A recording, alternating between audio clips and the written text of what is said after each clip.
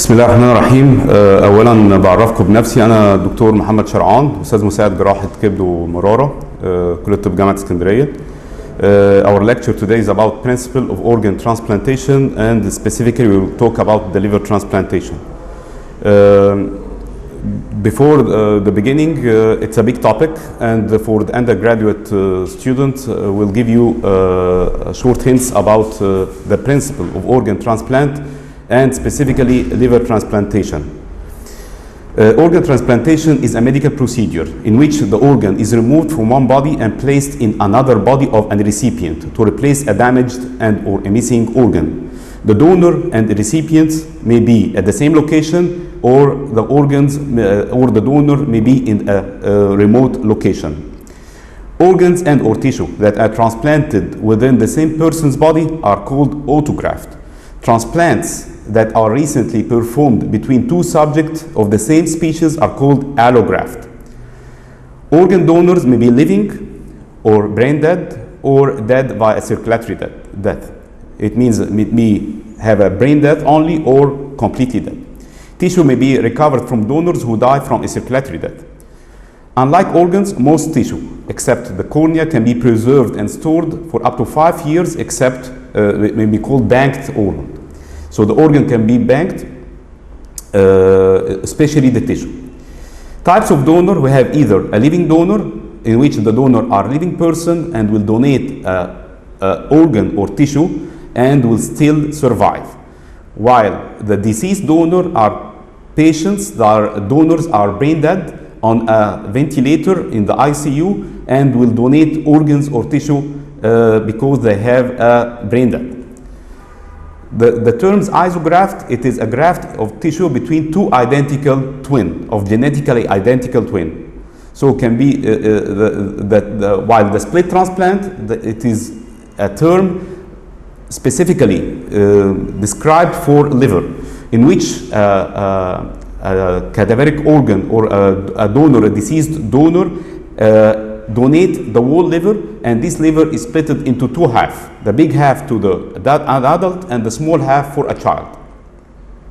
A xenograft, it is a tissue or organ from an individual or one species transplanted into or grafted into an organism of another species or family. There is a term called organ rejection. As we are talking about transplant, there might happen organ rejection because it is a foreign organ transplanted. Transplant rejection is a process in which the transplant recipient's immune system attack the transplanted organ or tissue. As mismatched organs or organs that are not matched closely enough can trigger blood transfusion reaction. There are 3 types of rejection: hyperacute, acute, and chronic rejection. Hyperacute occur few minutes after transplantation, where the antigen are completely unmatched. This type of rejection is seen when the recipient is given a wrong type of blood, for example.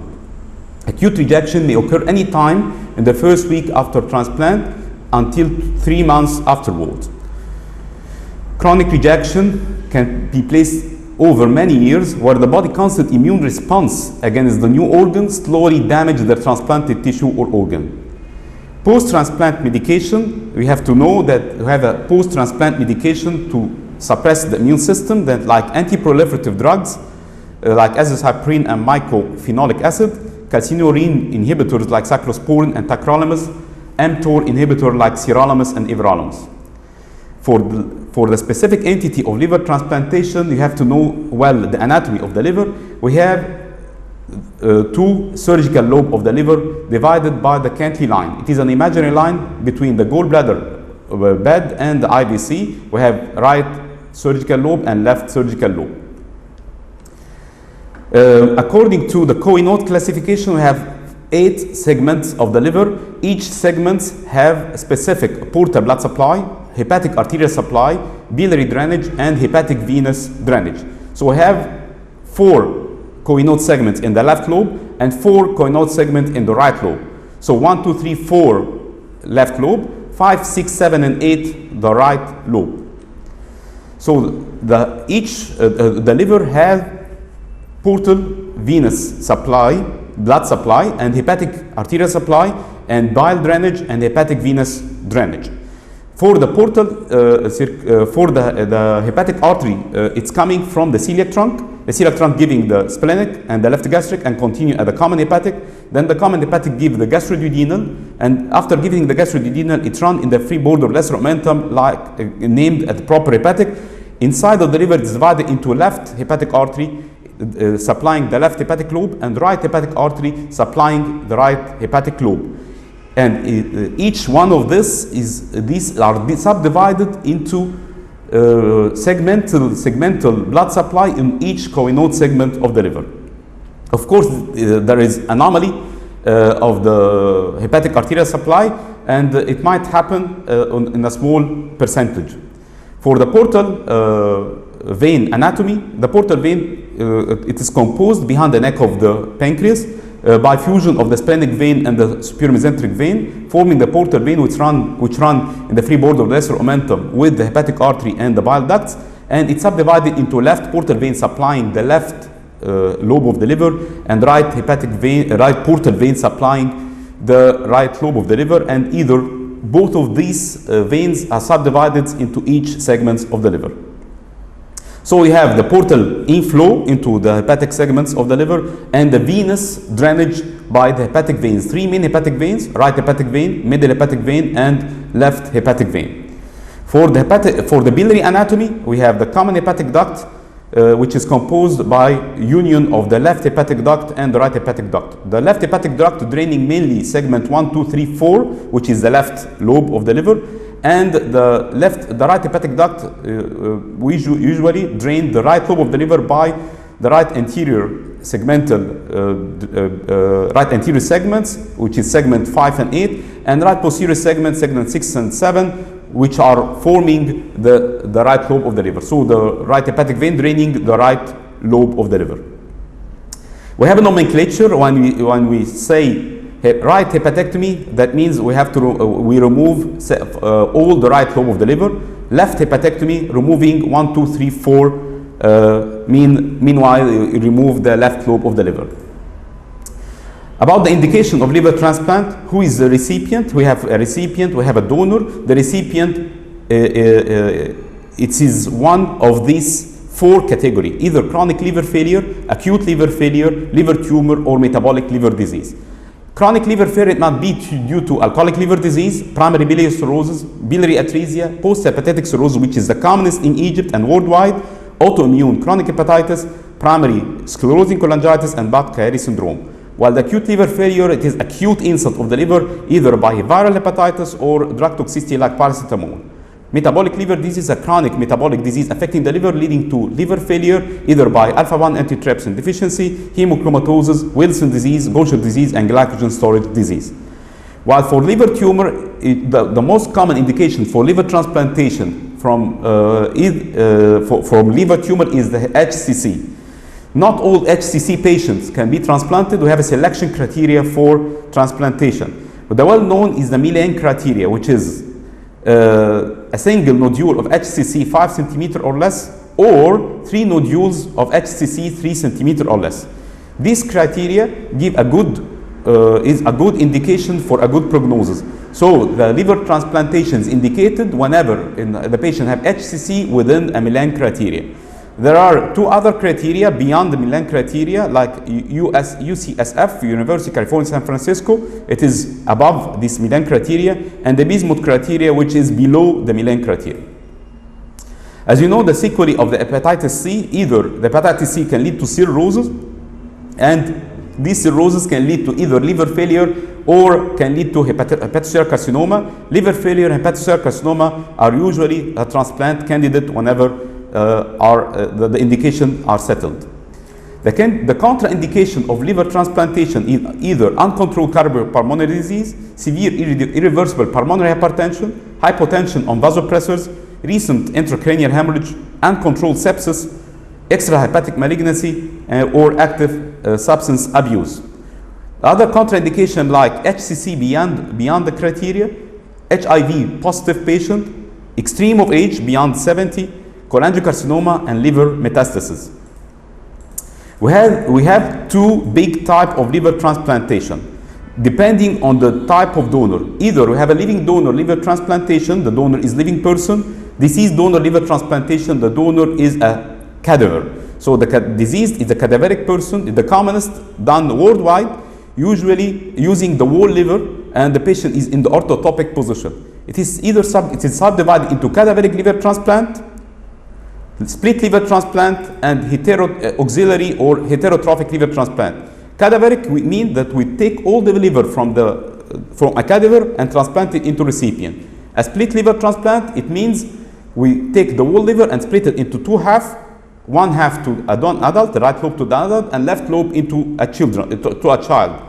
Heterotrophic or auxiliary liver transplant, it means we transplanted the liver without removing the old liver.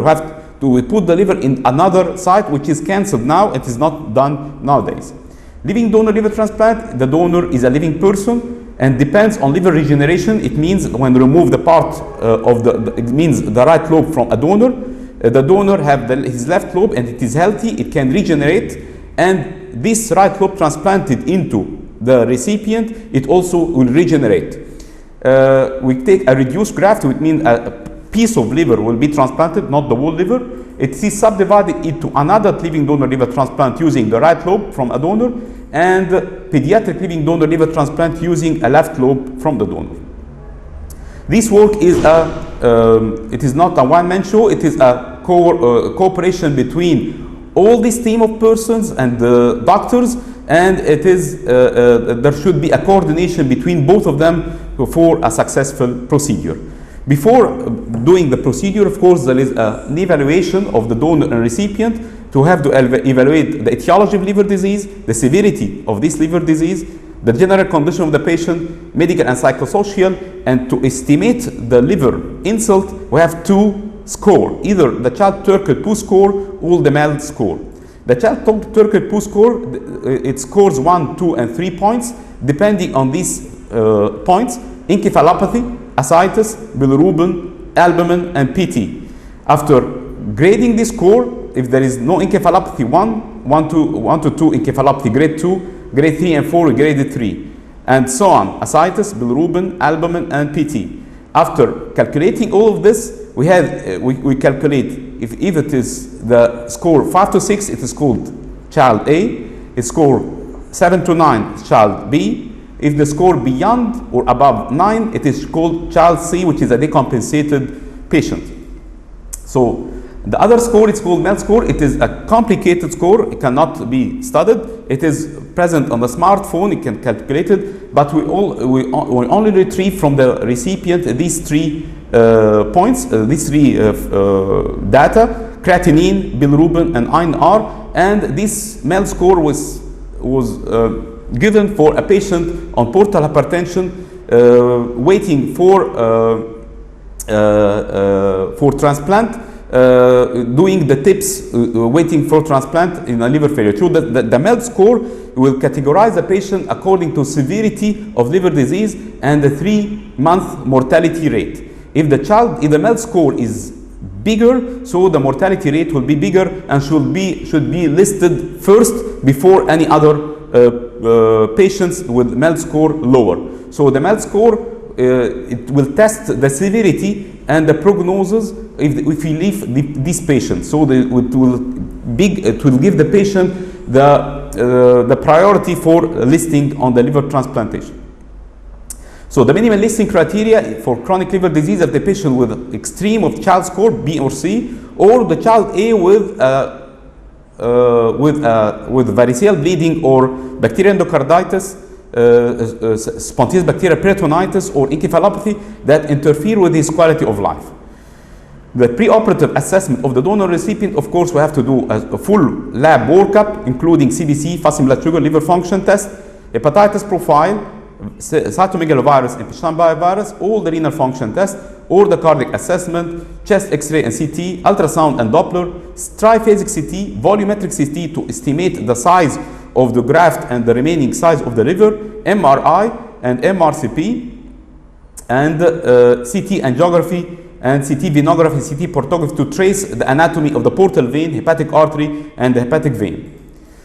So not all the donor can be taken and can be listed to go for to schedule for transplantation. So the criteria of ideal donor for living donor liver transplant, it should be one should fulfill all these criteria. The age should be between 18 and 45 with compatible blood group, no hepatitis B or C or bilharziasis, no chronic disease, no upper abdominal surgery.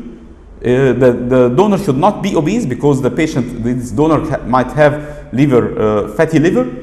The donor should be related to the recipient. The donor should have the will to donate, should not be pushed against its will. We call it willing to donate, and there is no coercion, no pushing, and there should not be a financial benefit between the donor and the recipient. These are the criteria of ideal donor for living donor liver transplantation. This is the picture of triphasic CT. We have this liver cirrhosis with ascites, and this is the portal vein, and this is the left gastric with the varices, and this is the hepatic artery anatomy. They call the CT angiography. This is a CT portography. Also, this is a CT venography of the IVC and the hepatic veins. Also, this is a CT angiography of the hepatic artery and the portal vein. The outcome, usually the median hospital stay for the donor between 7 to 10 days according to the general condition, and the survival between 90 and 95 for 1 year survival, the 5-year survival between 75 and 80 general for the total liver transplantation done. The equipment needed, we have multiple equipment. This is the C-arm in which we do the intraoperative cholangiography for donor and recipient to trace the biliary anatomy, intraoperative ultrasound to trace the perfusion of the graft during and after surgery, argon beam coagulator to coagulate the raw surface of the liver after hepatectomy in the donor, rapid infusion pump for the anesthesia to infuse a rapid fluid within a short period of time, and cell saver, which is a machine to suck the blood from a donor or the recipient, filter the blood and retransfuse it again. Also, we should have transplantation instruments because this is mainly a vascular instruments in which we do anastomosis between vessels. This is a cell saver, and this is the intraoperative ultrasound. Also, we have to have 2 operative rooms, one for the donor and one for recipient, might be near to each other in living donor liver transplantation and away from each other in cadaveric liver transplantation. The steps of operation: anesthesia, positioning, antisepsis and draping, then incision, usually either a bilateral subcostal incision or midline incision, or a bilateral subcostal incision or a J-shaped incision. Then this operation is divided into 3 steps: dissection and resection of total liver in the recipient, in the donor, total hepatic resection in the cadaveric transplantation, then an hepatic phase in which the patient has no liver, then implantation of the donor liver or donor graft, then post-revascularization when anastomose first the portal vein, then the hepatic artery, then the bile duct, then we anastomose first, then we anastomose first the hepatic vein, then the portal vein, then the hepatic artery, then the bile duct, the last one. So this is the incision. We coagulate the anterior abdominal wall carefully and ligate the collaterals. This is the cirrhotic liver. We mobilize first the liver of the recipient. We put the self-retaining retractor for good exposure. Then we dissect the hilum of the liver, tackling all the structure of the hilum of the liver. The hepatic artery, we cut it and ligate it. Then we ligate also the hepatic veins. We cut it and ligate it. And this is the left hepatic vein, the right hepatic vein. And we ligate and cut the portal vein. This is the hepatic vein. And finally, we cut the bile ducts and we cut the portal vein at the final step, and this is the total hepatectomy. This is example of total hepatectomy specimen of the recipient. Then this is the anhepatic phase in which the IVC, we called it the piggy pack technique, in which the IVC is patent and only we clamped the 2 two hepatic vein, the right hepatic vein and the middle with the left hepatic vein in one stump. Here the portal vein waiting for anastomosis, and this bulldog on the hepatic artery, and the bile duct is also ligated waiting for anastomosis. And this is the picture of a recipient waiting for implantation of the graft.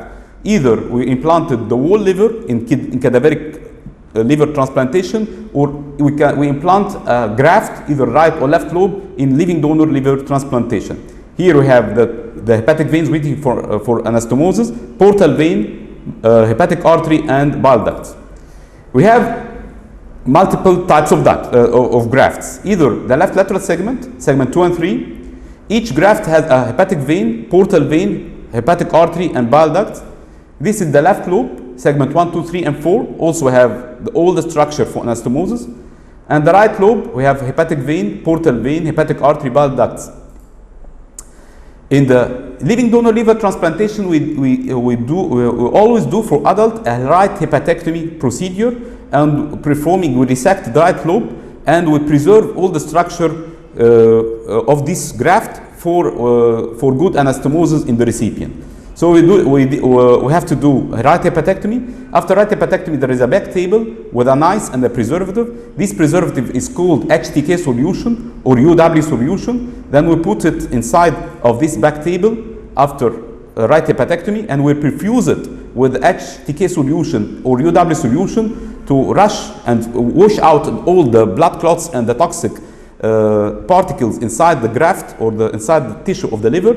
And we revise anatomy, revise the hepatic vein, the portal vein, and bile ducts, and we do any repair of if there is any trauma of the graft. And we pack it in a bag, and we transfuse it, we transfer it into the other room, which is the recipient room. Sometimes we have a biliary anomaly. This biliary anomaly would force us to do some procedure on the back table to facilitate the procedure in the recipient.